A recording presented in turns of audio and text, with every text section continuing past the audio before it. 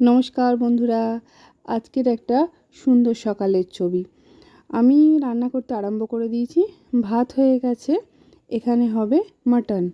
তো মাটনটা হওয়ার জন্যে আমি সমস্ত জোগাড়জাত করে নিয়েছি। সব কিছু নিয়ে আমি চলে এসেছি মাটন করতে। আগে থেকেই মাটনটা এনে রাখা ছিল ফ্রিজে। তো আমি বার করে সেটাকে জল দিয়ে ধুয়ে নেবো, পরিষ্কার করে নেবো।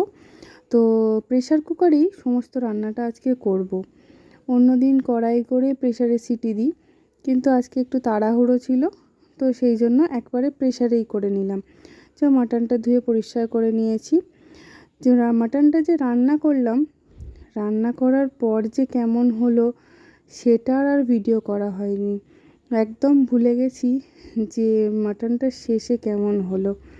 তো কারণ তারপরই আমার চলে এসেছিলো একটা অনলাইন ডেলিভারি।